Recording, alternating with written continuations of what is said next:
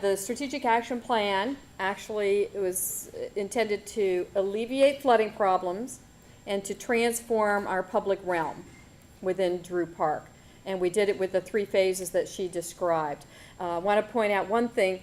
The roadway restoration and the streetscape for both Grady Avenue and Lois Avenue are in one contract, but clearly the landscape and streetscape gets done after all the roadway restoration is done.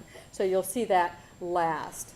So the primary objectives to alleviate flooding along Lois Avenue, and to do that, we are providing a 3-year, 24-hour storm level of service. For those people who are not totally familiar with that lingo, it means a storm that on average would occur every 3 years.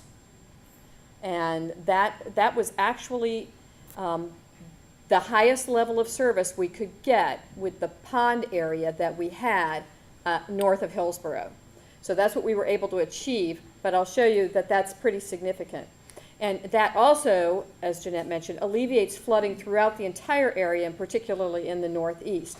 And it will, in fact, transform the public right-of-way area. This graphic here shows we modeled all the stormwater. So this is actually a graphic depiction of the flooding at a certain point in time. That's the maximum flooding for a 24-year storm. That would be a storm that happens on average about every 25 years, which is quite a humdinger. But it shows the flooded areas, and as you get red and purple are the deepest. And you can see there are some areas that have significant amounts of serious flooding, and that's over 2 feet of flooding. So that was the before. Now after the project, it will look like this, and that is the 25-year storm. So you can see major improvements. And for the 3-year storm, as I mentioned, like the roadways won't have any flooding at all at the 3-year storm. This is a bigger storm, 25-year storm, and you can see the improvement even with that. What allowed us to, how did we get from the before to the after? It's through expanding that pond, installing some pretty significant concrete box culverts. They start smaller and they get bigger and bigger and bigger as you go downstream and you're collecting more water. And the largest one is 7 feet tall, 13 feet wide. That's a pretty big box culvert. So, and to fit those box culverts in, of course, we ended up having to reconstruct the entire street. That's how we ended up with a right-of-way improvement project growing out of a stormwater project, because it's the only way to get them in there.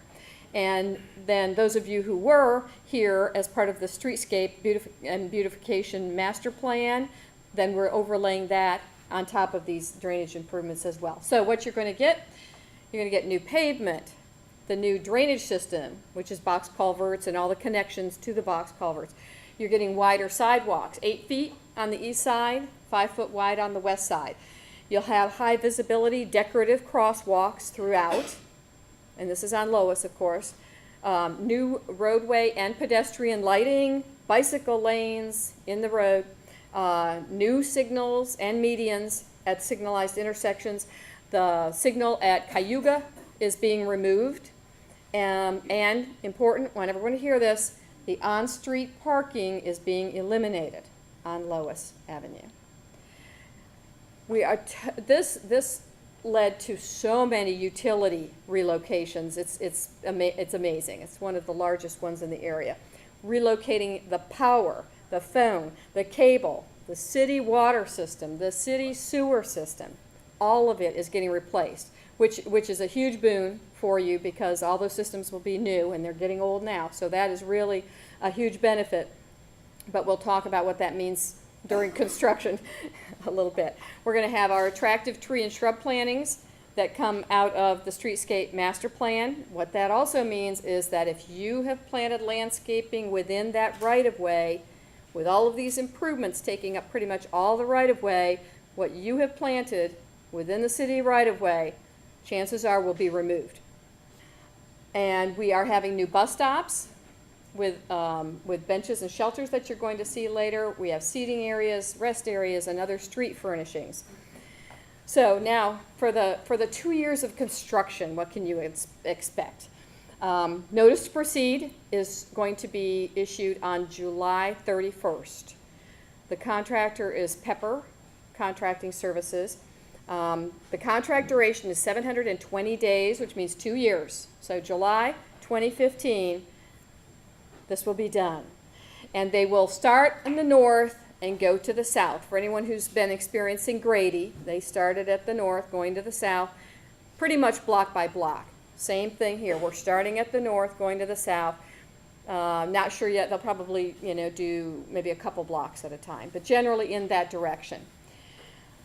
What's important to a lot of you, we know, is how is that traffic going to be maintained and controlled during all of this construction. So I wanted to let you know a few things about that. You will always have access to your businesses and residences. That's city policy. For street closures that will be happening, those detours are going to send you to Cargo Road. There will be variable message signs, the digital, the electronic signs on the side of the road.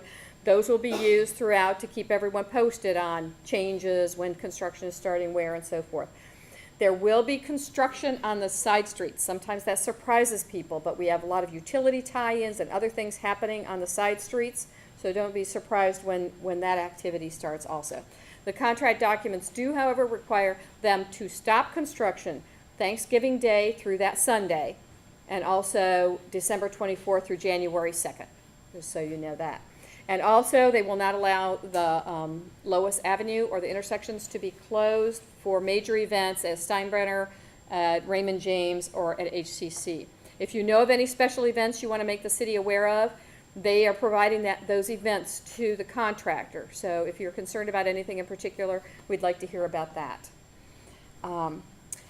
With all the utility reconstruction and relocation, they're going to have potential service interruptions, and that goes for power, phone, cable, water, and sewer. You will be notified of this by the utilities. The three, power, phone, and cable, are being relocated by those utility owners, and they should be notifying you in their normal the normal method that they do.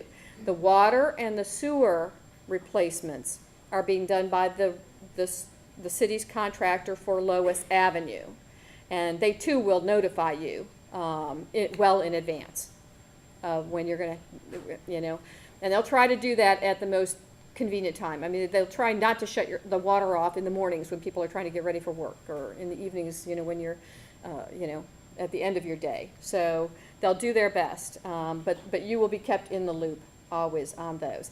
That's the pain, let's say, that you'll be experiencing for a couple of years. But what we're all looking forward to is at the end of those 2 years, what you're going to have.